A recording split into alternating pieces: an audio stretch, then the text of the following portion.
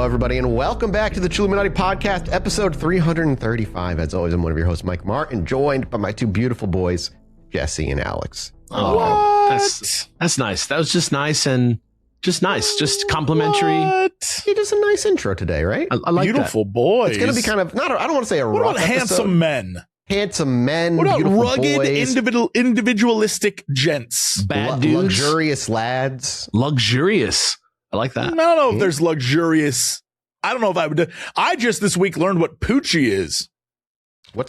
I don't know what Poochie is. Of course you don't, because it is an Italian brand of clothing that is for the ultra rich, where a shirt costs $2,000.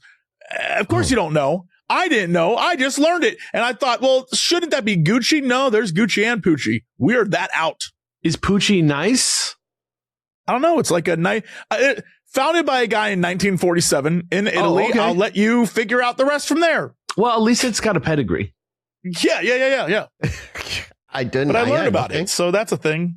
Is it expensive? Yes, dude. Yes. All right. Sorry. It's not for us. It's not for us. It's not for us. You know, Poochie does sound like something that would be made for us. Poochie's the name of the dude who went back to his home planet on The Simpsons. Yeah. Poochie was not welcome by the fans. No one welcomed Poochie. I don't watch The Simpsons, so I don't know what that is. Dude, who are you, bro?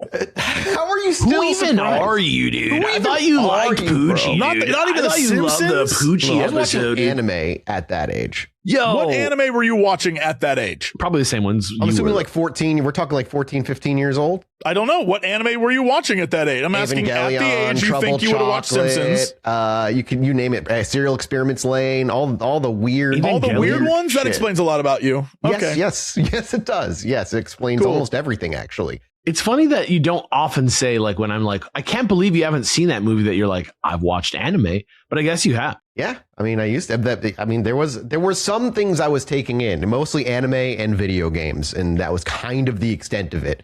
And then when the internet was around, message boards talking about anime, video games, and aliens and paranormal stuff, mostly. Role playing. Oh yeah, big time. We were talking about what the nerdiest thing that we did was on Super Beard Bros the other day.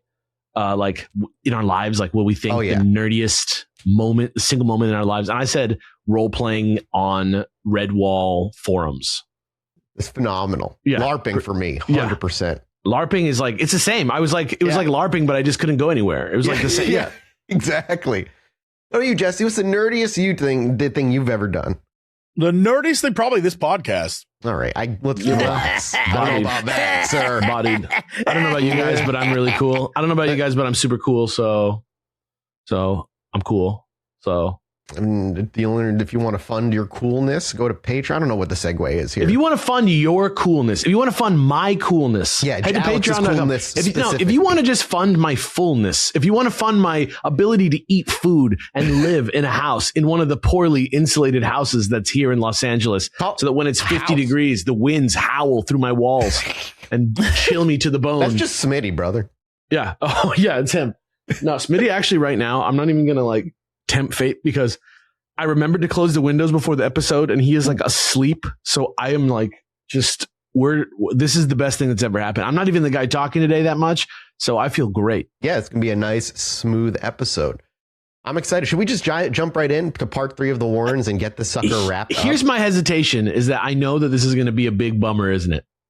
It's certainly going to be a bummer. We've had bigger bummers. Bummer from what, though? Like, based on everying we know, we already know it's a bum. It's a bum for the Warrens. Let's see if it can get worse. Let's see if it can get worse. Let's see if it can get worse. Moving back into part 3. I forgot about their man toy. Yeah. Oh, no. Oh. It's going to get worse. Last week. Oh, wait, it wasn't a man toy. It was a girl toy. It's a girl toy. Yeah. He was the man who needed a toy. Let's never do that again. Okay. Well, last week we left you off on the cliffhanger because we walked you through Amityville revisited through their eyes and Enfield revisited through their eyes.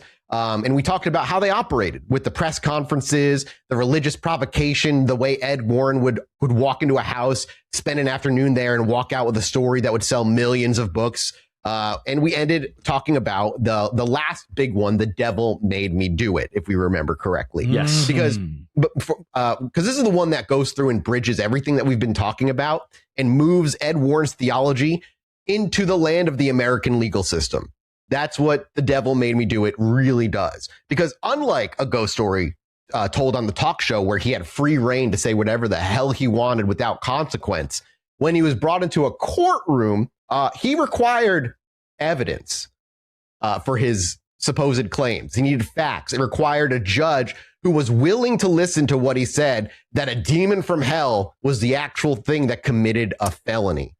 This is the story of the demonic possession. He had to go forward into 2025 to today. Yeah, exactly. To find that judge. And this is the first time in United States history that a defense attorney stood before a judge and officially filed a plea for not guilty by reason of demonic possession. So, real history being made here. As my eye is twitching, the demons are trying to stop me from reading what I wrote. No, don't tell the truth. Stop him. Close his eye. Close his right eye. Just particularly the right eye. It won't stop me from reading, but it'll make it more inconvenient. So we're in the summer of 1980 in Brookfield, Connecticut for this. Brookfield is like one of those quiet neighborhoods. It's kind of the New England town where the police blotter is mostly noise about complaints about lost dogs. You have the neighborhood app nowadays. It's like the people in the neighborhood who are just bitching about why somebody's walking their dog at 9 p.m. That's why I don't have that app. Right, exactly. I've specifically heard stories for about that. it. I don't have it. Do you have it, Alex? Okay. So like my mom has it, and I've been on it a couple times. The whole vibe of it is not my zone. Like I already you mean Tattletale the app. I already smoke weed and like look around out my windows. So I already have my own little ideas about what happens in my neighborhood. I don't need to like talk to like 5 other people that are thinking some other crazy bullshit also. That to me, I'm going to be like, a trash can's going to fall over and I'm going to like purchase a gun. Like that's what's going to happen if I get on the fucking neighbor app. You go download Neighborhood and you get red pilled? Yeah. More like, that movie with Julianne Moore where she just like doesn't go outside. No. Well, thank you so much to Cash App for sponsoring today's episode. And if you're like me and, the world you exist in, whether it be work or otherwise, takes up a ton of your time and it makes the outside world disappear. Eventually, though, you kind of have to reemerge, look for food, whether it's grabbing a late night bite in your nearby neighborhood or splitting the cost of some weird vintage equipment with the studio guys like I do, which is something I don't tell them about. I don't want to deal with the mystery of who owes what. Listen, it's easier this way. I've been using Cash App for a while now because it just works. It's how I pay back my friends instantly without any of the awkwardness, whether it's like for a coffee during a long recording session or splitting a dinner bill. It's my go-to for moving money around effortlessly. I use this and it's just been making my life so much easier, and you should too. You just download the app, set up your profile, and you're just ready to go. It makes splitting the cost of life's weird moments simple. Plus, when you use our code, you're supporting the show while making your own life a lot easier. Download Cash App today in the App Store or Google Play Store. Use code CHILL when you sign up to get started. That's code CHILL. Cash App is a financial services platform, not a bank.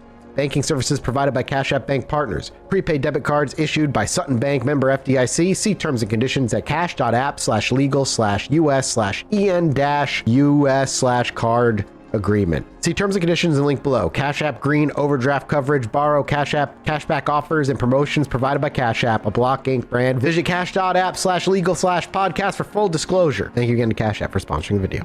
It's like that movie, but yes, the wrong guy. You have a lot more work to do than I. He only does you have a lot more work. You don't get. Yeah, you have a lot more work to do than I to understand that reference. Yeah. Is it like that video game for the PS2 where you're trying to direct a woman via voice commands from a room you can't leave on how to move around? Except it's your own body. Except it's your own body. Oh, that's weird. Yeah, that seems strange. Yeah. Okay. Well, here, this town, nothing happened. This is a town where nothing happened. And this is where we meet an 11-year-old boy by the name of David Glatzel. Normal kid, baseball, rides his bike, normal stuff. He has some learning disabilities, but nothing severe. He's described by people who knew him as a quote-unquote chubby, sweet little boy. The kind of kid who needs extra help. That's how they describe me now. Why did you take on like a witch's voice? Boy. Why did you like talk like a witch when you said that? Why were you like a sweet little boy? A sweet little boy. Okay. I was taking on the witch who was like going to plump him up. And yeah, that's what I said. It sounded like you were going to eat him. Yeah, I don't know. Yeah. Because he's a sweet little boy. A tasty little morsel. His older sister, Debbie, is dating a guy at this time by the name of Arnie Johnson. Arnie is 19 and works as a tree surgeon, which is kind of just a fancy way of saying he cuts down trees for a living. and by all accounts, seemingly a good guy, hard worker, loves Debbie. Arnie and Debbie are planning to move in together. They find a rental property in nearby Newton, a big old farmhouse, a bit of a fixer-upper at the time. So, like good protective tenants, they go over to clean the place up before they move in. They bring little brother David along to help. While Arnie and Debbie are scrubbing floors and clearing out dust, David wanders off to kind of explore. He goes into the master bedroom, and a few minutes later, he comes running out. He is hysterical, terrified, crying, shaking. He tells Arnie and Debbie that he saw a quote-unquote old man in the room. And this is the part where the kid says he saw a shadow or a monster, but David was very specific when he was recounting this. He said it was very much an old man appeared to him on the waterbed that had been left in the room from the tenants previous to them buying it. He left behind a waterbed? Yeah. Oh, all right. I mean, this is like 1980, like waterbeds are way more popular. And I can't imagine moving and having to like take a waterbed.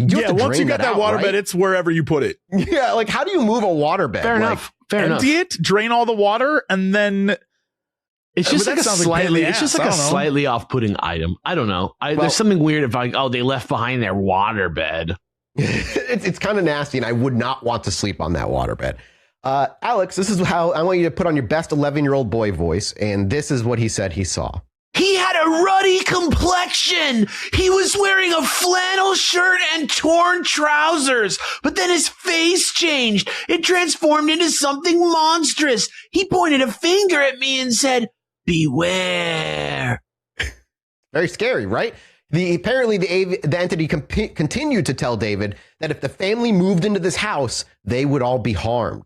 And so Arnie and Debbie thought David was making it up. You know, little kid, overactive imagination, dark room, wandering alone. They thought he was trying to get out of doing... ruddy. Yeah, well, hey, I don't know. Maybe it's just how kids talked back in 1980. I wasn't alive yet. They said, "What's radical, dude?" They said, "Tubular, brother." That's rudtastic. I had a ruddy complexion from drinking all those brewskis last night. It left me with a ruddy complexion. Well, okay. They thought he was trying. They said he was trying to get out of getting out of doing chores, or maybe he didn't want his sister moving away. So they ignored him, kept cleaning, but David refused to go back into that room. He was very adamant that there was an old man in there that freaked him the fuck out. The family eventually decided not to move into the rental house, mostly because David seemingly was so traumatized by it. Over the days as they prepped, he was just hysterical that this thing was there. And David claimed that this old man actually followed him home. The phenomena that David Glatzel experienced over the next few months are intense, if you believe the family's account, that is. David began to see the old man everywhere, but now the entity wasn't just warning him, it had started to attack him. David said he would wake up in the middle of the night screaming that this old man was choking him. He would point to empty corners of the room and describe the horrific figure that no one else seemingly could see. He described a man with big black eyes, a thin face with animal features, jagged teeth, pointed ears, horns, and hooves. And now this old man is known as a horse. Beast. Oh, yeah, okay. He started calling him the Beast. Yeah, the horse. He's actually just the ghost of a horse. A dead horse. Yeah. You know what? That's fine. Yeah. It makes sense, like, where are all the ghost horses? Right, and they were moving into an old barn house. So, it makes sense. Dead horse. Yeah. He had a ruddy complexion. In a ruddy complexion, exactly. To them, this was like a standard issue demon, almost like he was reading a description from a comic book, the cloven hooves, the horns, thin face, just looking at a issue picture. Demon is a great phrase. He has a red suit. He has a red suit. He buys his cane from the same place Mr. Peanut does. Literally. And he trades in souls. And he can do a little soft shoe. Yeah. Have we given the description of like a classic demon and called it like that? We did that not too long ago with Spring-Heeled Jack. It was very similar, like that classic devil demon form. Yeah, like the guy who looks like his name is like Elias. Elias. Scratch. Yeah, Scratch. Yeah, exactly. Exactly. It was so dead on. It was almost like someone had told him exactly what a demon was supposed to look like. I said that way so you would hold on to that thought.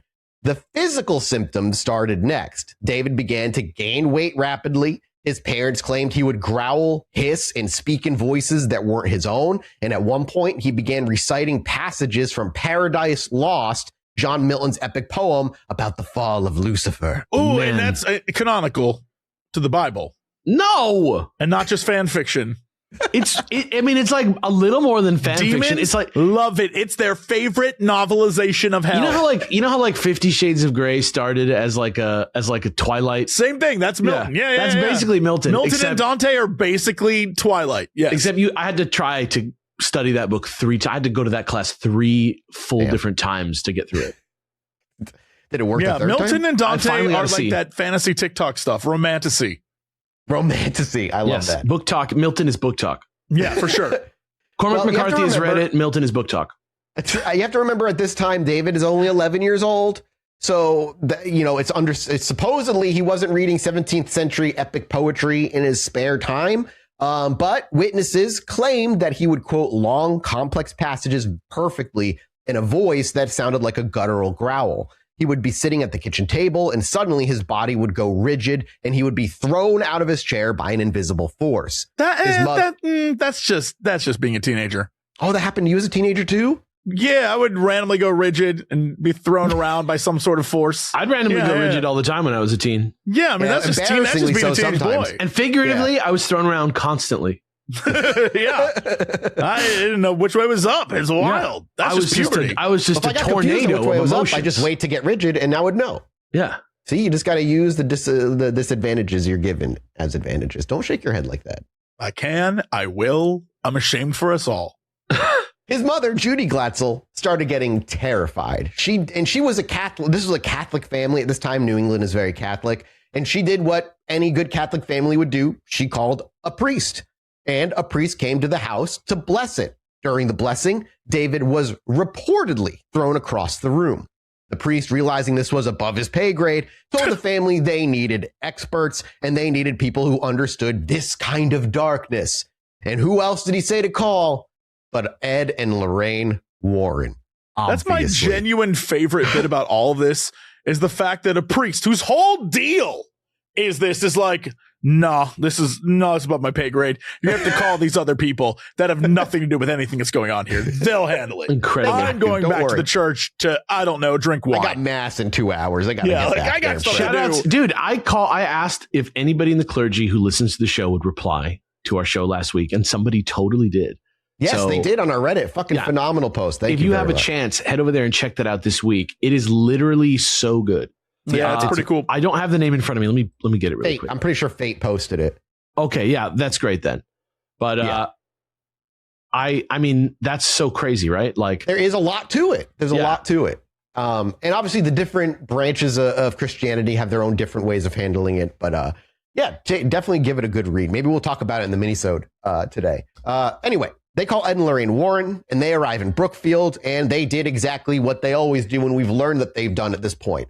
Ed interviewed the family. Lorraine used her clairvoyant gifts to tune into the entity. Lorraine claimed she saw black mist hovering next to David. She said she could feel the presence of something incredibly powerful and incredibly angry. Ed, in his typical fashion at this point, diagnosed the situation immediately. This wasn't a ghost. It wasn't even a poltergeist. Of course, he declared that it could be nothing else but 43 demons possessing David Glatzel. At one time? All at once. Did he use his Pokedex to find them all? He just knew with the hell. Well, Lorraine is his living Pokedex. Lorraine walks in. She starts doing the psychic thing. They start working together. Bam. 43 she said, demons. Labubu, the Pazuzu Pokemon. Exactly correct. Ed claimed that he demanded the names and the entity gave them up. And he had a list. He had evidence, everything he seemingly needed. But this is where the story shifts from what we've heard to something more dangerous. Because Ed Warren at this point began educating Glatzel. And I say that with air quotes that you can't read that I put into my script. Does that mean kissing or like, what? Does that mean like kissing? No. He doesn't kiss the little boy. Remember I said earlier, remember that thought? He's reciting these specific demon features. So you're saying that he told him what to say? Insinuated heavily for David what to say. This is like the families with the boys that like had the near-death experience, and he was like, Jesus was there, yes. and only people who prayed were there. Yeah. Yeah, exactly. In the book, The Demonologist, Ed Warren explains, remember, we went over this, that he explains his theory of demonic activity in detail, the 3 different phases: infestation, oppression, possession. And he began to explain all 3 of these in detail to this 11-year-old boy. He sat down with David Glatzel and walked him through exactly what was happening to him, or David really even knew what was happening to him. He told David what stage he was in. He told David what symptoms he was experiencing and what symptoms he should expect to happen next. He told David what the demons would do, how they would act, and what they would say. He basically gave this 11-year-old boy a script for how this possession was going to go. Kind of whack. Because David Glatzel has an older brother at this that we haven't mentioned, named Carl at this point. And Carl Glatzel has spent the last 40 years saying that everything about The Devil Made Me Do It, the whole case, the movie, all that stuff, is an out-and-out lie. Carl Glatzel never minced words. In interviews, in lawsuits, in public statements, you can see this stuff everywhere. He's maintained one consistent position. His little brother was never once possessed by demons. David was suffering from mental health issues. Remember, he had learning disabilities. He had emotional regulation problems. He needed mental health help and a doctor, but instead he got fucking Ed Warren to help him out. And according to Carl, their mother, Judy, never believed in demons before she met the Warrens. She was a Catholic, yeah, but she wasn't like a So he like holy scared warrior. the shit out of her and just like put the fear of like not God in her. Correct. Like she wasn't somebody that saw Satan behind every fucking shadow, but that all changed after Ed and Lorraine Warren showed up. Carl said that while David was certainly acting up before the Warrens arrived, it was only after Ed Warren walked David through the symptoms of possession that David started acting possessed. That all these things that supposedly started happening after the visit to the old barn, he saw the old man, that's actually didn't happen until Ed showed up, even if that's not the story they actually give. Ed Warren shows up, according to Carl. He sits down with the troubled 11-year-old. He explains again in detail what demons do. The growling, he explains, the cursing, the thrashing. He asks very leading questions, according to Carl, basically just telling David what's happening to him. And then David starts doing exactly those things. And from Carl's perspective, the Warrens gave his brother the walkthrough on how to put on a show. You know, Carl, Ruddy. Ruddy, dude, Ruddy demons. That is like 100% something an older adult says. No child has ever used the phrase ruddy to describe anything. There's a lot about the way David speaks that seems very off about how he is. Demon. He was an ornery demon. Yeah, he gave him a tutorial on how to do this shit. And then after that first time, they came back every day for a week and recorded the show, the entire show. Every day for a week? For a week. Everyone in the room got exactly what they wanted. David got a lot of attention. He got praise for the first time in his life. People were paying attention to him positively, treating him like he was special. And the Warrens got a week's worth of fucking evidence. But Carl pointed to one incident that to him proved the whole thing was just an act. One night, after the Warrens weren't coming around as much, but before the formal exorcisms began, David was doing his whole show at home. He was cursing at his mother. He was growling. He was making a scene. And apparently, he was going too far, saying things that were, quote, really out of school from David about his mom. He was like personally insulting his mom about everything. Like beyond what a kid would say? Or like imagine like a kid who's maybe like a little bit emotionally and mentally like needs a little bit of help, and he gets a free pass to say whatever he wants about anybody he wants because it's demons, not him.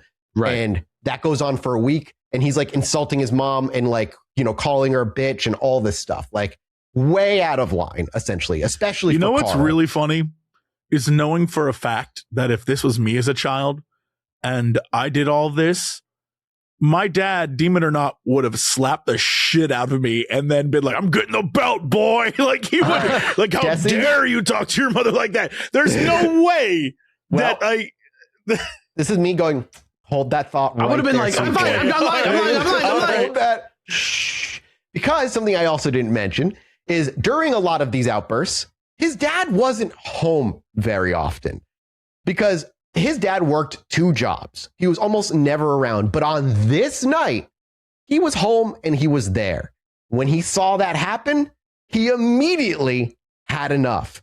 His father stood up, walked over to his son, and slapped him across the face. That's absolutely, like, there's no reality in which a dad watches a kid absolutely just cuss out a mother. Like, no, dude. Nope. No. And Carl immediately says, this is what, quote, he clocked him on the side of the head, threw him back down, and miraculously, my brother David was no longer possessed.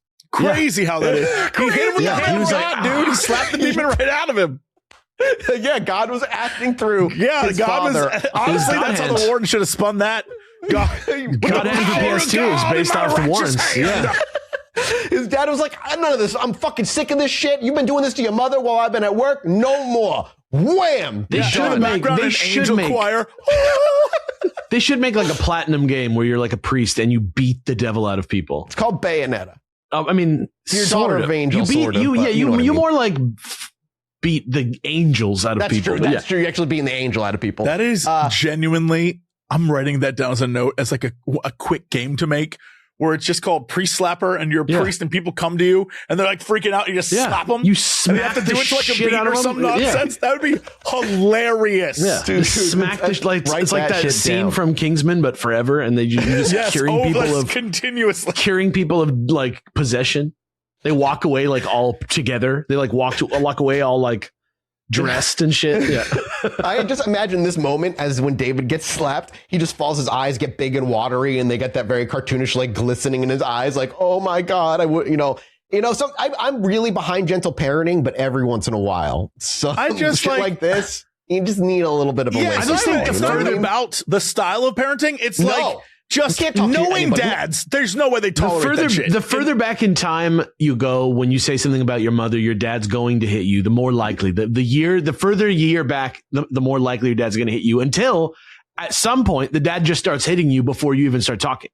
And then that's when everybody was a serial killer cowboy in the Chilluminati lore. Yeah. Yeah, true. I mean, it became apparent from this point, that it's strange that the devil only seemed to show up when David's father happened to be at work on that particular night. The demon that had possessed the child, that had threatened the entire family, that required 43 demonic names and multiple exorcisms from the Warrens to combat, that demon is apparently terrified of his pissed off father. 43 demonic names? That demon was messing with them. Yeah. Carl Glatzel's interpretation was very simple, that David was just a troubled kid acting out for attention, and when there were no consequences, the behavior not only continued but ramped up, and when there were consequences, real, immediate, physically demanding consequences, the behavior just stopped. Oh my God. Can you imagine if someone like that was president, dude? That'd be crazy. That'd be nuts, bro. Like a little kid like that? That'd be so weird. And after their mother died, Carl went through her belongings. Judy Glatzel was, by all accounts, just an obsessive note-taker about everything, he realized. She documented everything. And among her papers, Carl found notes from around the time of the possession, notes about, quote-unquote, medicine. According to Carl, his mother, overwhelmed with a large family and a husband who was never around from working 2 jobs, had been drugging her children with a sleeping aid called Sominex. What the fuck are you talking about? Sominex, by the way, was an over-the-counter sleep aid, very common in the 1970s, that you could just buy at a pharmacy. It wasn't anything crazy. But obviously Carl's except that it was something very crazy. I mean, you could buy Sominex at Target right now. There you go.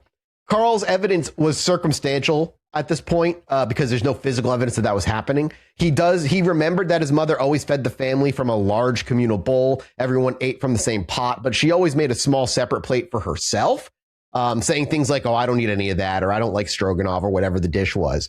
Now, obviously, I could not find any independent verification of Carl's claims about the drugging, but he pointed to something that made him suspicious. The long-term side effects of Sominex, at least the 1970s formulation, which is different, did include emotional instability, hallucinations, and weight gain. Huh. Okay. And David Glatzel was having all of those things if you believe him at face value, like these things were happening. That is fucking crazy. So you have two possible explanations for what happened. Explanation Feeding one. her kids like drugs every day? Yeah. Mama needed her time for her stories. You don't know. Yeah, like I don't know what to tell you. I don't know. Like I don't know if it was understood at that time. Oh, it probably was. I think she was like, I don't know. I have to take care of these kids by myself. No, I don't. They're be sleeping. That's she was overwhelmed. She home all the time. That's like what I imagine, and that like makes me more grossed out than like any other explanation. Is that she was just like, well, I'll just turn the kids off for a while. You know, that shit. I mean, that's what people do when they give them an iPad. I guess. Yeah. True. I kind of in a weird way, right? It's like a different way of just doing that. I'd rather give him the iPad. I mean, because you're not drugging them, but like maybe you are, dude. Maybe you are. You're rewiring their brain. I kind of am. But we're basically left with like two explanations. Well, three technically, if you count him actually being possessed as a real explanation. But the two being just kind of a kid who needed it, like was lacking attention, acting out, kind of had a free pass, or a kid who was being drugged and having real hallucinations about this stuff, and having the side effects of Sominex in his system every fucking night when he went to bed or whatever. I don't know which one you think sounds more plausible or not. But regardless of what was really happening to David Glatzel, the consequences of his possession were actually about to become very real, because present for almost all of the exorcisms was the boyfriend of the sister, Arnie Johnson. Arnie was there because he loved Debbie. He wanted to support her family. He was a 19-year-old kid watching his girlfriend's little brother get tortured, whether by demons or by the adults around him, depending on your interpretation. And he watched David convulse. He watched him spit and hiss. He watched him being held down by grown men while a priest threw holy water on him. And Arnie couldn't take it anymore. It's October 1980 still, and during one of these violent episodes, David is thrashing on the bed. He's screaming. The entity is supposedly in full control. Arnie is in the room helping hold David down. He's exhausted, angry, and in a moment of desperate bravado, where you got to keep in mind, Arnie fully believes this is all really happening. Arnie looks directly at David, or rather at the thing Ed Warren has told him is inside David, and he screams in that boy's face, "Leave him alone! Take me instead! I'll be the one!" He tries to sacrifice himself. He pulls a Mathas, yeah. Yeah, he tried to do a me, but he didn't negotiate for any powers. Yeah, or he wasn't thirsty enough. Yeah. No, he wasn't thirsty enough. So yeah, he like whatever tried. Witnesses in the room, including Ed and Lorraine, claim that everything suddenly stopped, that David went limp, the growling ceased, the room dead silent, and Ed Warren looked at Arnie with horror and said, "You don't know what you've done." Very spooky. Ed claimed that by issuing that challenge, "Take me on," Arnie had given the demon legal permission to enter him, because remember, there is a legal structure at which the demons possess for some reason, according to Ed, and that he had opened the door and invited it in. And from that day forward, David Glatzel got better, according to the Ed and Lorraine Warren version of the story, not according to the Carl story where he gets slapped by his dad. Where he just gets punched in the face. Yeah. He just gets slapped by his dad. The nightmare stopped and the growling stopped, and the key supposedly just went back to being a normal kid. But Arnie Johnson started to change. Arnie had always been a happy-go-lucky guy, pretty easygoing, but in the weeks following this challenge, his personality shifted. He became withdrawn, moody, he started growling at people. He would fall into trances and stare at nothing for hours. Debbie said Arnie would come home from work and say he felt like something was watching him. He said he saw the beast now, the same creature David had described. One day, Arnie drove his car into a tree. He wasn't drunk. The road was dry. He just claimed the steering wheel turned by itself.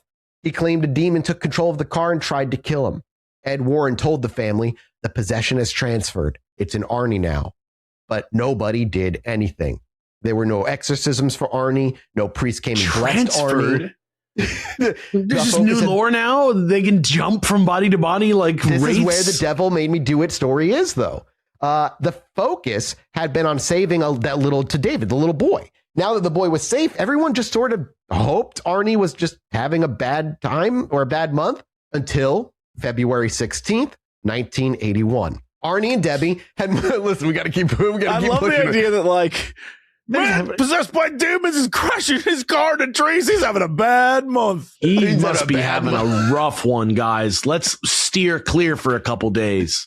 Thoughts and prayers off to him. He'll be all right. Arnie and Debbie had moved out of her parents' house and now were living in an apartment above a kennel in Brookfield. Debbie worked at the kennel as a dog groomer, and the kennel was owned by a man named Alan Bono. Alan was 40 years old. He was the landlord. He was also, by many accounts, a heavy drinker. And according to Carl, there were rumors that Alan and Debbie had something going on, a work wife, work husband situation, quote unquote, that made Arnie uncomfortable. On February 16th, Arnie called in sick to work. He spent the day hanging out with Debbie and some family members at the kennel. Alan Bono took the group out for lunch. They went to a local bar and they drank a lot. Bono got drunk. Arnie got drunk. When they got back to the kennel, things got ugly. An argument started, and this wasn't about demons. It was about something totally mundane. Bono grabbed Debbie's 9-year-old cousin, Mary, who was visiting, and he wouldn't let go. Arnie stepped in and told him to release the girl. The shouting escalated, and Bono was aggressive. And then, according to Arnie's sister, Wanda, who watched the whole thing, Arnie's face changed. She said he started growling like an animal. She said his eyes went wide and black. Arnie reached into his pocket and pulled out a 5-inch folding knife. Oh, shit. And he butchered Bono. 5 stab wounds to the chest. One of the wounds was so deep, it extended from Bono's stomach to the bottom of his heart. The ferocity of the attack was stunning to everybody. Like, he just annihilated this guy. And then after he was dead, Arnie simply walked away. He was found about an hour later, 2 miles from the scene, walking down the road, and he was covered in blood. When the police picked him up, he was dazed. He asked them if Alan was okay, and he claimed he remembered nothing. The last thing he remembered was the argument starting and then walking down the road in the dark. But there's a detail that matters to this whole thing. When Arnie Johnson was put in the back of the police cruiser, the first words out of his mouth weren't about demons. He just said, "I need help because I've got a drinking problem." That was the first thing out of his mouth. That sounds like something a demon would say. Yeah, it wasn't "I was possessed, the devil made me do it, I've got a drinking problem" was actually what this guy fucking said. The movie should have been called "The Alcohol Made Me Do It." Exactly. But the devil's in the juice, man. Demon in a bottle? Iron Man in a bottle. Dude. There you Gotta go. rub me the right way. Dude. I'm a demon in That's a how bottle, I get rigid, is when you rub me the right way. Right, you're right. Alan Bono didn't immediately die from being stabbed, but he did die at the hospital later that day. Arnie Johnson was charged with first-degree murder, and the next morning, Lorraine Warren told the police exactly what happened. According to Lorraine, Arnie didn't do this. The devil made him do it. Whoa. Obviously. The devil made me do it. TM, the movie that's going to come out in 3 years. No, they got to a while before that. Well, there was a 1993 movie made that was aired on Fox, if I'm remembering my research correctly. Oh, well, thank God. But the main one was 2013 is when that Leave it to came Fox, out. man. The story had to get out. Yep. As soon as Lorraine said those words, the devil made him do it. That was it. The fuse to this whole thing was lit. We're also keep in mind too, 1981, height of the Satanic Panic. Like, we are in it with the Satanic Panic. The country is primed for this shit. People are already worried about Dungeons and Dragons. Ed Warren has an advanced Dungeons and Dragons dungeon master guide in his haunted museum. I wish that was what everybody was afraid of today. I know, me too. People are scared about D&D, heavy metal, satanic cults sacrificing children in abandoned buildings and shit. And now here is this nice looking young man who's a tree surgeon with no criminal record who just slaughtered his landlord in broad daylight. And to the press, obviously, as everything still is, this was fucking gold. And to Ed Warren, this was the goddamn Super Bowl. He immediately mobilized. He went into PR manager mode at this point in my mind. He contacted the media. He gave interviews. He told anyone who would listen that Arnie Johnson was a victim, not a villain. He framed it as a spiritual tragedy, a young man who had sacrificed himself to save a child only to be consumed by the very evil he had tried to fight. And then a lawyer named Martin Minella entered the picture. And he was a colorful individual. He was a 33-year-old. Minella. Yeah, true. That's not. She's just. Mr. Jones, baby. Jesse Jokes with an X. Too bad, even for your dad. Oh, fuck. He was a 33-year-old attorney who saw the opportunity of a lifetime here. He took the case and decided to lean all the way in.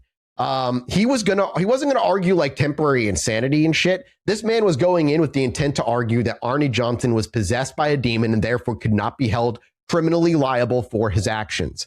And Minella was very confident. He went on TV and made these claims. He said he had top experts from the Vatican who were willing to testify.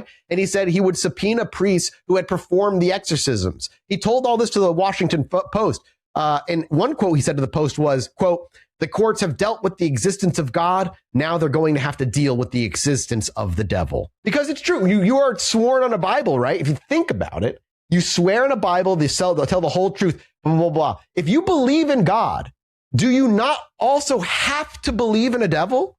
Like, isn't that part of the bundle here? Like, I can see Minella's like, never mind the crime, but if you're going into a U.S. court and swearing on a Bible to tell the truth, does that not imply that you also have to believe in Satan and the devil? It's interesting because the version of the devil we know technically isn't in the Bible. Yeah, and true. It's really Milton. And do we you could argue that same version about God though. Like the white version of Jesus is not actually the Jesus of that time. Oh, it's mostly paintings and whatever. Yeah. I look, we're already way off the Bible anyway. Let's be real. Anyone who's a Christian, my thing is more like, to be like the Bible, please.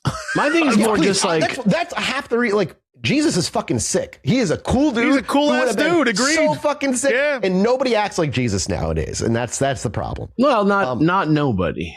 Well, it's true. Not nobody. A lot of people act like Jesus. But the people with a megaphone and with the attention of know. But I mean, the religious. Back to the point of this though, like, yeah, I mean, it's just an interesting thought experiment where Minella's coming from. We're like, well, the court acknowledges the existence of God. So why wouldn't they acknowledge the existence of the devil?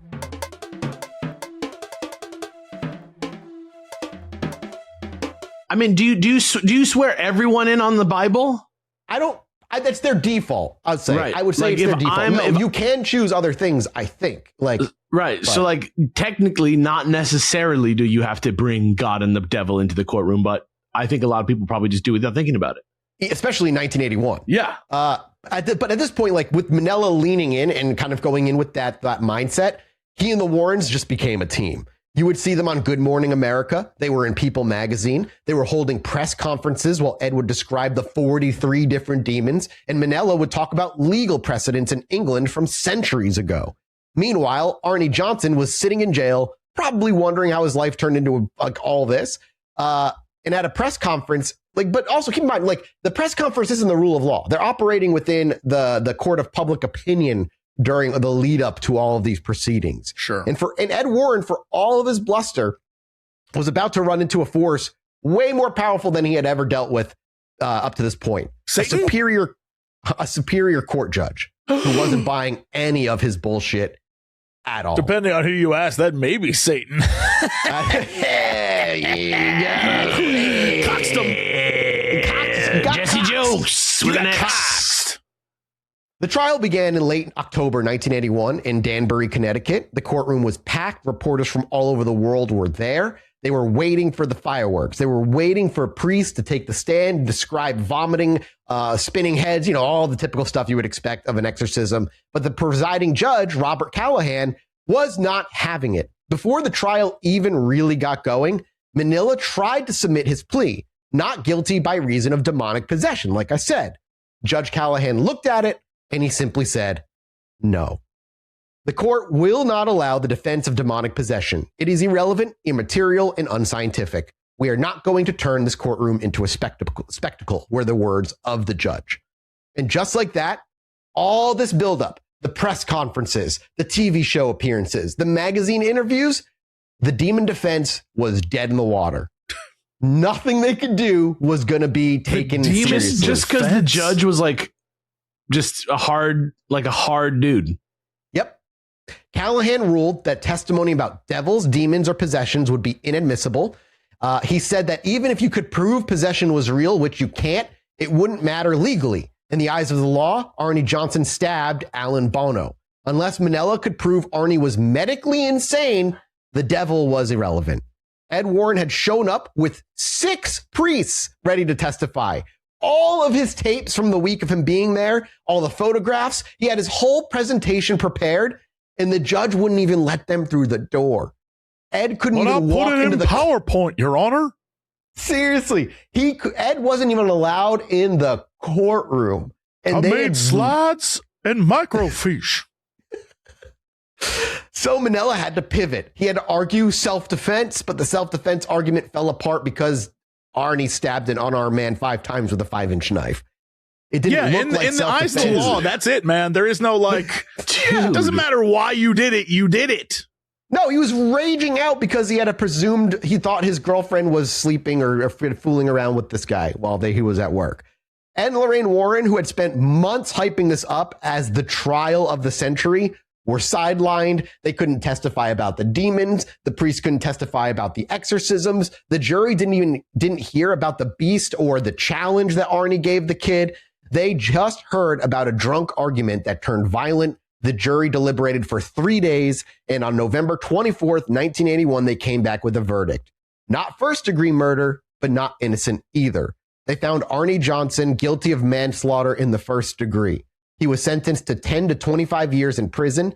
He ended up serving only 5 because he was a model prisoner. He got his high school diploma inside. He married Debbie Glatzel while he was still incarcerated. And that should have been... They stayed together? Yup. And that should have been the end of it. But find you a girl who be with you through demonic possession, murder, and prison time. Because she was down. Dude, she was not going anywhere. Loyal right there. But while that should have been the end of it, for the Warrens, the verdict was just the beginning of their revenue stream, baby. While Arnie was sitting in prison, the Warrens were busy securing the legacy to the case. They hired a writer named Gerald Brittle, the same guy who wrote the Demonologist book that we used for the first 2 episodes. And Brittle wrote a book called The Devil in Connecticut that was published in 1983. It told the quote-unquote true story of the Glatzel haunting and the possession of Arnie Johnson. It had all the details the jury wasn't allowed to hear, the 43 demons, the levitations, the heroics of Ed and Lorraine. The Warrens claimed that all the profits from the book were being shared with the Glatzel family to help them through this difficult time. They painted themselves as charitable, helping that poor family that had been ravaged by Satan. And a TV movie was made called The Demon Murder Case, starring a young Kevin Bacon. Stop. Oh, hell yeah. Yup. The Demon Murder Case. Also, what a terrible name for a movie. Yeah, no shit. That's like when you have to read it in the fucking TV guide, so it just is called Guy Kills People. Yeah. And with this, they set the narrative, man. The Warrens were the heroes who tried to save a young man from the forces of darkness. The legal system was the villain for refusing to believe in the spiritual war. And for 20 years, that was the history until the little boy grew up. Before we get to the lawsuit, let's talk about who actually got paid what. So the Warrens made approximately $80,000 from Time out. Yep. Before we learn how much they made. Yep. The American release of Demon Murder Case, which, by the way, I must stress, Kevin Bacon somehow in 1983 still looks like Kevin Bacon in the early 2000s. Yeah, it's wild. He looks the exact same. But while we got the Demon Murder Case, 1983, there is a German, I think, version of this, and you need to see the cover art because this is... Was it in theaters? This is the coolest cover art I've ever seen. Theaters. Oh my God. That's so sick. It is basically a little boy, I think, breathing fog and demons. It looks like Osamu Tezuka did it or something. And weirdly, it's the same movie with Kevin Bacon. Yes, it's just the German release. But weirdly, weirdly, like, even though it doesn't look like him, like, I know that's Kevin Bacon. I can tell something about that art does say Kevin Bacon to me. Yeah, I could never, dude. Yeah. I just like the name. Die Holfenhart Highness Besassnen. Look, the art's awesome. It's really cool. It's so sick. It's so sick. Okay, so how much did they make? The Warrens made approximately $80,000 from the book The Devil in Connecticut. The Glatzel family, the family whose 11-year-old son was supposedly possessed, whose lives were turned upside down, and supposedly this money was going to help them, received $4,500. What year was it? Excellent. That's 1980. The book, 1983. So that's still not a little before that. 1982. That's still not much money, even. No. After, yeah. No. And it gets worse, obviously, because in 2021, Warner Brothers released The Conjuring: The Devil Made Me Do It. This was the third film in the main Conjuring verse. It was specifically. The main Conjuring verse is the fact that it's the main one and not the Nun or the other ones is so crazy. It's a sacred timeline of the Conjuring verse. Right. No variance involved. What happens must happen. What happens must happen. It was specifically about the Arnie Johnson case. It used the Glatzel family's names. It used their story. It portrayed David's possession as a fact. And the Glatzel family tried to stop it and failed. And how much money did they receive from a film that used their names, their trauma, and their family history? You want to take a guess? $30,000. $0. Alex is correct. $0. Yo, that's not fucked up. A single fucking penny. That's ruthless. $0. And the reason? Because their mother had sold the rights when they were children. She got the $4,500 back in the 1980s, and that sale covered everything, including future films that hadn't been made, and the Warrens got 80 grand. The Glatzel kids got nothing. And the Conjuring franchise has grossed, at this point, over $2 billion. Dude. That's the Warrens suck. They fucking suck. I hate them. David Glatzel, the 11-year-old boy who was supposedly possessed by, reminder, 43 demons, grew up, and his older brother Carl grew up, and Carl was pissed. In 2006, when the book The Devil in Connecticut was reprinted, Carl and David Glatzel filed a lawsuit against Ed and Lorraine Warren and the author Gerald Brittle. And what they say in the lawsuit destroys the entire Devil Made Me Do It mythology. This is where we see Carl not really mincing words on what actually happened. He said the possession never happened. And the Warrens told the family that they would... so glaring. He goes on to say, quote, "The Warrens told the family that they would make us rich. They told us we would be millionaires if we went along with the story." Carl claimed that his little brother wasn't possessed, suffering from mental illness, etc., etc. Carl claimed that Ed and Lorraine Warren manipulated his parents.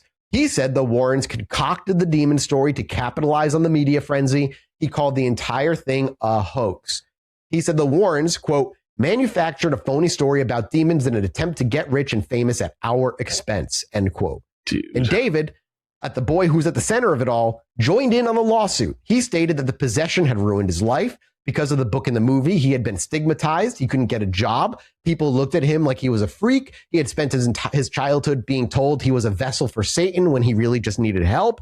And interestingly, David still believes something happened to him. He still believes he experienced something supernatural. But he also believes the Warrens exploited him and his family for profit and fame. And my more nuanced take on that is if he was having side effects of somnium, or whatever that medicine was called. Somnex, sorry. Then yeah, I would believe maybe as a kid something paranormal was also happening to me because you're hallucinating and shit. Like, why not? Right? Yeah, why not? Yeah. Right? Like, why not just believe it? But that it's so hard. Yeah. So the lawsuit was eventually settled out of court. The terms were undisclosed, but The Devil in Connecticut went out of print. Carl Glatzel's final assessment of the Warrens is the following, quote, "They are not spiritual warriors. They are predators. They prey on vulnerable families. They exploit mental illness, and they ruin lives to sell books." Pretty indicting, pretty devastating review. Yeah. But I think so far, everyone that we've talked to, most people that interacted with them were like, what they just said is not real. Correct. That's the case, except for Amityville so far, really. But that's a great thing. That's a great segue, Jesse, to this point, because Arnie Johnson and Debbie Glatzel stuck to the Warren story despite all this. Arnie and Debbie have maintained to this day that the possession was real. They appeared in the documentary series about the case, and they supported the Conjuring film. They never wavered. But you have to kind of consider their position. Arnie killed a man. He served time for manslaughter. If he admits the possession was fake, then he's just a guy who got drunk and stabbed his landlord to death. Right. So he has to. He literally can't admit that like it was anything other than a demon. It's literally his identity now for the rest of his life. It's the only way the story makes sense where he's not a full-on murderer. This goes back to all the conversations we have in the past about like, why would someone keep saying this when it seems not true? And yeah, the sunk cost of all these kinds of people who are just like, this is who I am now. And if I say something else, I am done. You're done. It undoes everything. Even if it hurts you. Even if it hurts you, it's better than the reality of everyone finding out you're a liar. Agreed. That's like the trap that like almost every single person is in who's in one. Yeah. Yeah. Like nobody like stands by their lies. They just have to. They have to. Exactly correct. And up to this point, you know, we've really demonstrated, I think we've demonstrated well how big of a business fraud the Warrens are. And there's so much more about the legal stuff that I'm leaving on the floor here about the specifics about how them and their lawyers and other people they fucked over in various different ways, and how one of the ways they weaseled out of paying people is by saying it was based on a true story, and since it's a true story you can't copyright like facts, and so like that noise, that kind of shit is going on. And we could do a whole other episode about that, and I don't want to do that. Is like next level scummy. What? So I will urge you all to go read up on these people and learn about the legal bullshit that they went through and the numerous people that were fucked over in the process. To give a kind of nice ending, though, Ed died just as the lawsuit came to a close. So like he lived long enough to find out he didn't fully win his lawsuit case for like in 2006 for all this like money stuff with the Glatzels, and after that ended, he died. So like he, you know, nice little end of the story that Ed didn't get to enjoy success at the very end of his life. But Lorraine kept living for quite some time. But all this brings us to the real final piece of this entire series, the real reason that I loathe the Warrens for everything that they are, and maybe the most uncomfortable part of the series from this point on.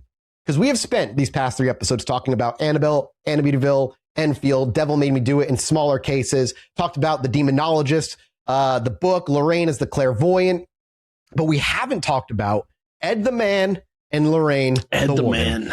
Ed the Man and Lorraine the Woman. Because behind all his nonsense, behind his lectures and all this stuff, there was a private life. And that private life was reportedly very, very different from the pious image they presented to the world. So we need to talk about Judith Penny. Oh, man. To understand what we're about to discuss, we have to look at the people who are actually living inside the Warren machine. Because while they were selling the image of the demonologist and the clairvoyant in their biography and all this shit, this Catholic couple fighting the forces of darkness, their actual domestic life was operating on a very different set of rules. It starts with their daughter, Judy. If you've seen the movies, you probably have a specific image of Judy Warren, because they often portray her in the movies as a little girl in a nightgown living in a house filled with haunted artifacts, constantly under siege by spirits, but her loving parents protect her with their faith and their magic Christian powers. But reality is that Judy Warren barely actually lived there. Judy spent the majority of her childhood living with her grandparents in Bridgeport. She was not part of the spectacle or the show. Ed and Lorraine Warren were always on the road. It's a reason I didn't bring up Judy mostly in the first 2 episodes, because they didn't keep her as part of their life when it came to this stuff. She wasn't part of their pitch, of their brand. They were hustling, especially in the early days before the ghosts paid the bills. Ed was still selling his paintings creepily on the other side of the street. And later it was the lecture circuit, colleges and universities and police departments that started paying the bills. But Judy, for all intents and purposes, was raised by her grandmother, Georgiana. And when she did visit her parents, she was scared. She later admitted in interviews that she couldn't sleep in that house. She was scared of every artifact. She was scared of the constant talk of demons. She described a childhood where she felt like an outsider in her own parents' life. She didn't even know what they did for a living for a long time. Ed lied to her. He told her he was a landscape artist, even when that was no longer what he was doing. She only found out the truth when she was a teenager and started hearing other kids at school talk about her crazy parents. She wasn't part of this. They kept her out of all of it. It was just like they made sure it was just a couple, the two of them on a mission, and a daughter who was basically just going to stay away from it as far as possible. But then the family expanded in a way most people weren't comfortable with. We're going back to 1963. We are way before Amityville. We are before the talk shows. Ed Warren is only 37 years old. He isn't famous yet. He's working day jobs to meet ends meet. And one of those jobs is driving a bus in Monroe, Connecticut. Every day, he drives a route that takes students to high school. And one of the passengers on that bus is a 15-year-old girl named Judith Penny. Note, she has the same first name as his daughter. Fucking weird. Just moving forward, just keeping that in mind. We need to roll back now to 1963. We're way before Amityville. We're way before the talk shows. Ed Warren is 37 years old. He isn't famous yet. He's still doing day jobs basically to meet ends meet. And one of those jobs is driving a bus in Monroe, Connecticut. And every day he drives a route that takes students to high school. And one of the passengers on that bus is a 15-year-old girl named Judith Penny, whose first name is the same as his daughter. Judith is vulnerable. She comes from a difficult home life. She doesn't have a lot of support, and she starts talking to the bus driver. And Ed is charming. He's older, an artist, and he listens to her and all her problems. And according to the sworn declaration Judith Penny signed decades later, this wasn't just a friendly mentorship at all. Ed Warren began to groom her. Quote, he was 37, she was 15, he was driving her to school. And Judith claims that the relationship turned sexual while she was still a minor. And then in 1963, shortly after she turned 16, the arrangement was formalized. Judith Penny moved into the Warren home.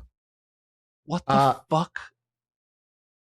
Yeah, no, take a second. That's fine. Pause. There's just a lot of steps in between getting on a bus with somebody and moving into their house at exactly. age 16. Yes. All right. That's a question I have. I'm glad we brought it up. Her home life was terrible. She wanted out of that place, and Ed was grooming her, man. He was feeling safe, a place where she could find support. He'd make sure she was okay. And hey, why don't you just move in with me and my wife, and we will I get that. Good. But also their daughter is not in the home. Yep.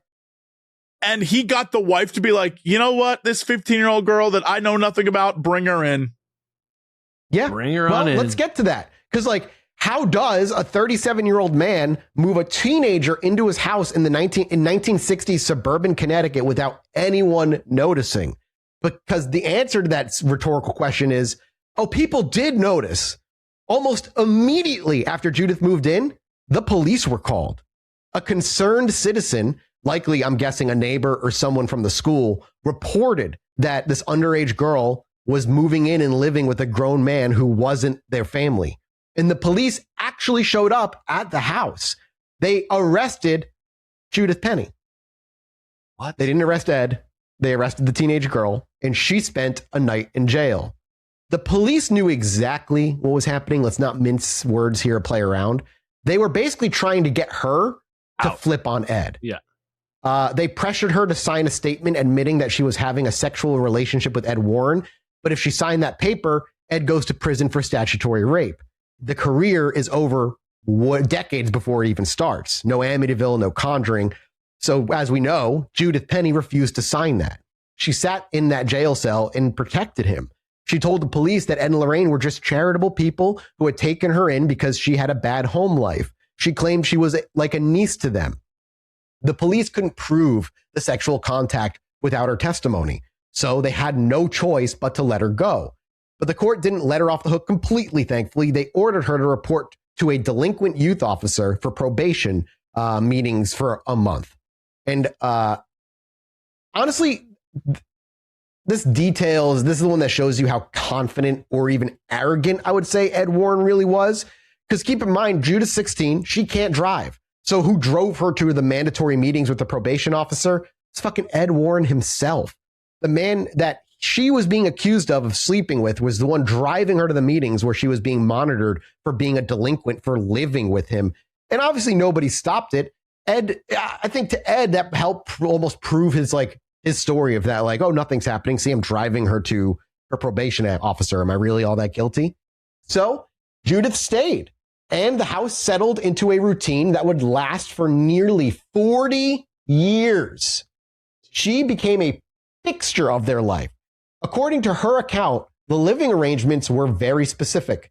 Originally, she had a bedroom directly across the hall from Ed and Lorraine. But as the years went on, Ed built an addition to the house. He's built a separate apartment upstairs for Judith, and the schedule, according to Judith, was rigid.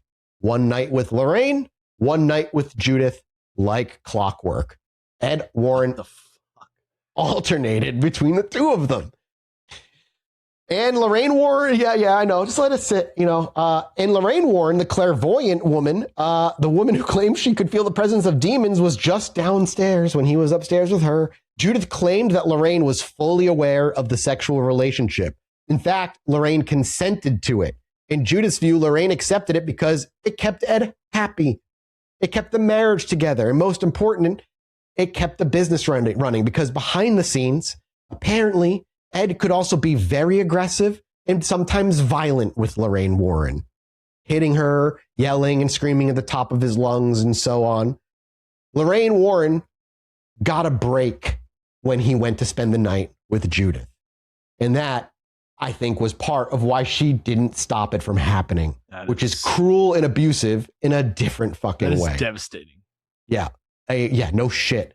She was, and also keep in mind, like, Ed loved to talk, but Lorraine really was the face of the operation out front of all of this. She had the gift of clairvoyance, but she was really the manager behind the scenes. And if managing Ed to her meant allowing a groomed teenager to live upstairs and sleep with him every other night, well, that was just the cost of doing business and keeping Ed off her back. But keep in mind as well, this wasn't peaceful. Judith described the atmosphere in the house as terrifying. She claimed Ed as verbally abusive. He had a temper that it could explode at any moment. She claimed he was physically abusive towards Lorraine. She described hearing fights where Ed would strike Lorraine, slapping her across the face and telling her to shut her up. Like, fuck these people. Fuck the Warrens. I hate them so much. They have pulled the biggest con on so many people, and they still have movies based on them being made to this fucking day. I wish we had bigger pull. I wish more people would listen to this shit. She said, some nights I thought they were going to kill each other. This is the reality of what it was like, where they kept Annabelle the doll. It doesn't sound like the house was fucking haunted. It sounded like it was a place where people were abused, and his daughter didn't want to fucking stick around to where her father was beating her mother and probably her. The museum wasn't like the reason for all this shit. Ed just sucked. He was a terrible human. And while this domestic drama is playing out, Judy Warren, his real daughter, is growing up. She's in her 20s at this point where we are in the story. She's staying away from ghost hunting, but she can't escape it completely. In the late 1970s, Judy's driving through Connecticut and she passes a police car. The officer inside is named Tony Spera.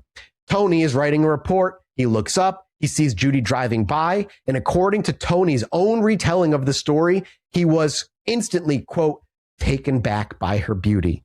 So what does he do? Like every good cop who abuses their power, he flips on his police lights and pulls her over. Because that's what every woman fucking wants, is to a cop to pull her over so he can hit on her. Awesome.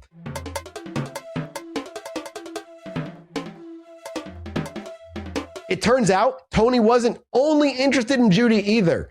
He was fascinated by her last name. Tony Spera was a believer. He was into the paranormal. So he just pulled over the daughter of his icons. Yup. When he started dating Judy and they started dating, the eccentricity of her parents did not push him away. That drew him in further. Judy wanted a normal life, and brought home a man who wanted nothing more than to be part of her family circus.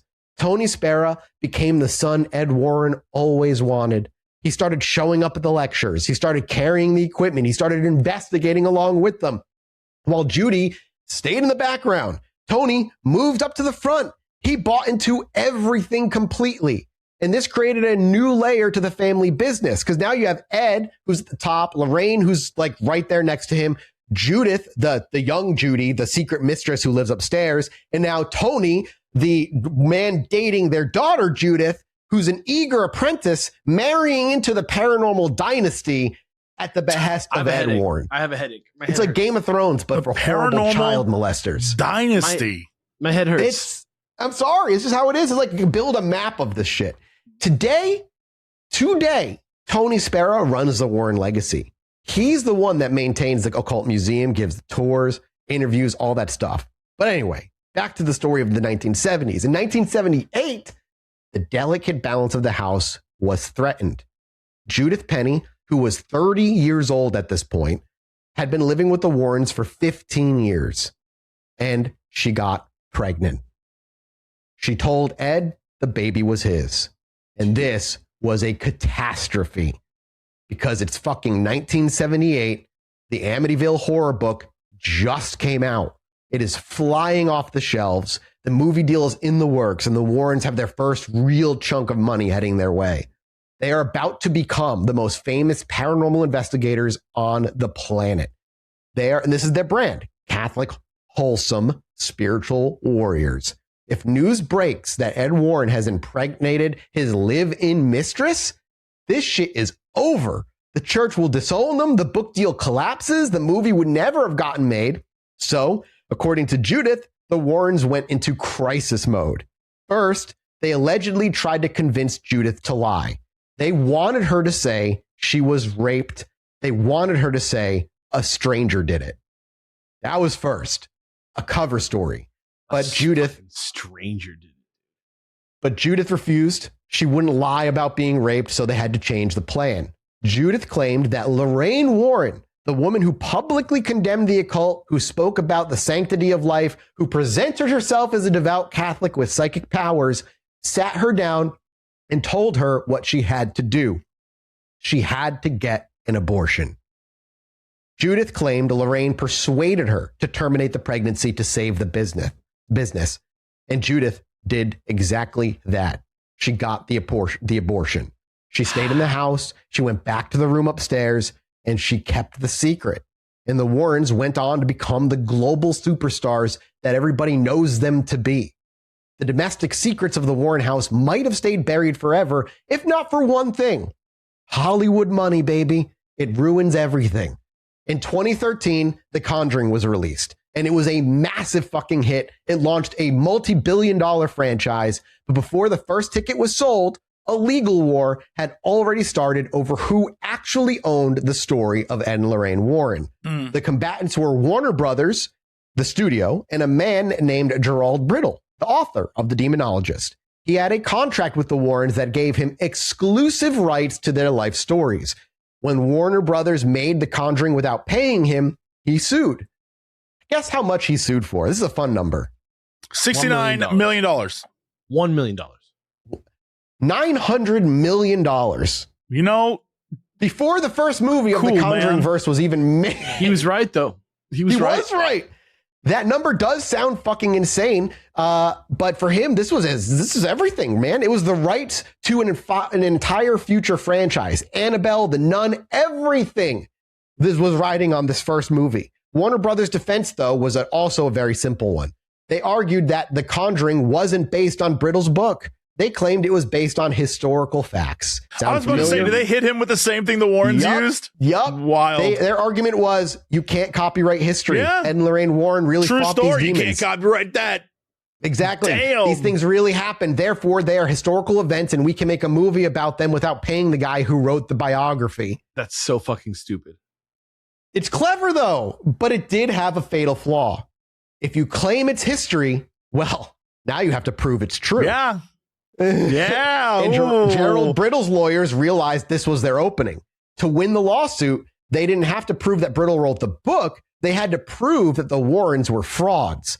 If they could prove that Ed and Lorraine made it all up, that there were no demons, that this true story was a lie, then Warner Brothers' historical fact defense would crumble. It would prove the studio was adapting a work of fiction, not history. So Brittle's legal team went nuclear. And that's why they only made one Conjuring movie, and they never made another one. They attacked the credibility of the witness, as we've seen this be the case constantly with lawyers. They attacked the character of the Warrens, and as part of the legal filing, they released the sworn declaration of Judith Penny. Dude. This is how the story of the 15-year-old bus driver passenger, the arrangement, the abortion, and the domestic abuse finally entered the public record. Not like, it wasn't like an expose like I think most people would have assumed. This was just legal proceedings. And I think it's that's why certain people, no names, don't want to have legal proceedings about certain files. No names. That may or may not relate to islands. No names. Yeah, no names. No names. But if they have them, they have to give up all the information. Yeah, and if they have the files, they have to give out the files. Yep. But this is still 2013, and I think because it was a legal like thing rather than a tabloid expose type thing, it's the reason it didn't take as like fire as it may have today. You know what I mean? Sure. Not to say that it would have stopped anything, but it may have had more of an impact if it was like more covered by the press and stuff. Beyond that, Brittle's lawyers argued, how can this be a historical fact when the pious Catholic couple at the center of it all was actually living in a polyamorous, abusive arrangement with a groomed minor? The studio was that literally backed the studio into a corner. They couldn't defend the history without defending the real Ed and Lorraine, and the real Ed and Lorraine were becoming impossible to defend. But the most damning piece of evidence wasn't found in the lawsuit. It was found in the studio's own contracts. When Warner Brothers bought the life rights from Lorraine Warren, they had to sign a contract. And in that contract, there were specific stipulations about what could and could not be shown in the movies. Now, this is normal. I want to find, like in my research, I found that most contracts have a standard, basically don't make us look bad clause if it's based on, a real story. Like a non-disparagement. Yeah, exactly. But Lorraine's contract was excruciatingly specific. The contract stipulated that the films could not show Ed or Lorraine engaging in crimes, specifically, quote, sex with minors. It also forbade depicting Ed in an extramarital sexual relationship. This is very, very, very specific for something that didn't happen. On history. Yeah, based on history. Yeah, like a talent attorney who reviewed the documents for The Hollywood Reporter noted how incredibly rare this is. You don't put a no sex with minors clause in a contract unless you are worried that someone's going to find out about the sex with minors, dude. That's this is like, just like that episode of Always Sunny where Frank is like, we gotta have a song. It's like, don't diddle kids. Diddling kids is bad. And it's like, why would you want that? It makes it sound like you diddle kids. Yeah. Why would you have that? That's fucking beat for beat correct. Like, that's so specific. Like, that clause in and of itself is the smoking gun of the fact that they did groom a minor. Because also keep in mind, 2013, this is happening. Ed is dead. It's just Lorraine at this point, and she's still putting this shit in. Like, don't tell anybody. Don't tell anybody. She's like defending his honor even though he's dead. Literally. It implies that everyone at the top level, from Lorraine to her lawyers and likely studio executives who were making this movie, who went over the contract and signed the contract to make The Conjuring, people in Hollywood knew about this shit. Yeah. Doesn't matter. All of it, they knew about the statutory rape allegations, all of it, and they legally firewalled it to ensure that Patrick Wilson would never have to fuck a minor in a movie. Thank God. So what happened? Did the studio admit to the truth? Did they cancel the franchise? No, fucking of course not. They're still making movies. They settled. Warner Brothers and New Line Cinema paid Gerald Brittle to go away. The terms were undisclosed, but considering the lawsuit was for $900 million and the franchise became worth billions, I imagine they paid quite a bit for the silence. He probably made some money, yeah. Yeah, they paid to keep the historical fact illusion alive, even after their own illegal files proved it was anything but fucking historical fact, and it worked. The Judith Penny story broke in the Hollywood Reporter in 2017. And since then, we've had The Nun, The Curse of La Llorona, also in the verse, Annabelle Comes Home, The Conjuring, The Devil Made Me Do It, and The Nun 2. The machine didn't even fucking slow down. Ed Warren died in 2006, and Lorraine Warren would die in 2019 and would be a consultant, would be a consultant to every single one of these movies until the day she died. And to millions of people, these people died as fucking heroes. They never faced a judge for the fraud, had never faced charges for statutory rape. They never had to answer to the Glatzel family or the Hodgsons or the Lutzes in a way that ever stuck. And today, if you go to the cinema, you will see a fake version of these fucking con pieces of shit that is pure fantasy, played by people 900 times hotter than they ever wishes they could be. And you will see Ed Warren risking his life to save kids when he was the Diddlemeister up on the second floor of his fucking home. You will see Lorraine Warren weeping for the souls of the damned while she was actively damning souls in her own fucking house. You will see they lie and spend 50 years crafting this lie. And the truth is a 15-year-old girl got on a bus. The truth is a tree surgeon was sitting in prison for a murder he committed because he was drunk, not possessed. The truth is an 11-year-old boy who needed a doctor got an exorcist instead. The truth is a family in Enfield who just wanted someone to listen to them got exploited by them. The Warrens understood one fundamental truth about human nature that I fucking hate. That we prefer the monsters we can fight with a goddamn crucifix to the monster that lives in the bedroom upstairs. And Ed Warren was right about one thing. Demons always sell better. That is the end of our series on the Warrens. Boom. Fuck the Warrens and fuck everything about them. I hate them. I hope their whole goddamn persona eventually comes crumbling down. And if I can be a pebble in the movement that will create an avalanche, I goddamn hope it happens. Fuck all of them. Fuck the movies. Fuck that they keep making money off of this when behind the scenes people were being abused, traumatized, and hurt. Zach Bagans next. No, I can't. I need a break from deep diving into people with. Listen, I don't think Zach is this bad. I hope he doesn't have a minor girl that he's grooming in his apartment upstairs. I don't think he's bad in the same way. No, I don't. But that's the end of the fucking Warrens, boys. I hope you enjoyed our journey. How are you feeling? How are you feeling about the Warrens now? I am so impressed with that ending there. I just love seeing. I've never seen you that emotional. Yeah, I love seeing you fired up. Yeah, they're not good people. I had to spend 2 episodes holding back and being like, they suck. We'll get to how much they suck later. They're terrible people. I don't think you should watch those movies, and I think you should actually tell people about this every time that you hear about these movies, because it's a matter of history, right? Like, I'm not trying to ruin the movies or whatever that are based on a true story. I'm merely saying that part of the true story is not in the movies. You know? Yeah. And you should be ashamed of yourself. What's his name? Matt? What's that dude's name? The boyfriend? You should be ashamed of himself. Arnie? Yeah. Yeah, for being a murderer. Oh, I'm sorry. Alleged. You know, you were possessed by demons or whatever it was. No. I'm saying the boyfriend of the daughter who runs it today. Oh, Tony Spera. Tony. He should be completely ashamed of himself. Oh, I hope he has trouble sleeping every night of his life. So do I. Fuck that guy. Thank you all for listening. We're off to go do a mini-sode over at patreon.com/Chilluminati pod. We'll be back next week with another episode. We appreciate you all so much. We love you. Hey, wherever you're listening, drop us a rating. I haven't said that in a while. Rate us 5 stars. 5 stars. We're almost at like 4.8. We want people to think we're good, not that we that's right. We waffle between 4.9 and 4.8 on Spotify with about 3,000 reviews. Oh, we could get 5,000. We could get 5,000. That's what I'm saying. Get us 5,000. Come on, we can do that. You got to balance out the people who use reviews for spite. Exactly. And that's a few of them, actually. We need you now more than ever. Now more than ever, because this, might happen. All right, we're off. Thank you guys so much. We appreciate you. Love you. Goodbye. Bye-bye.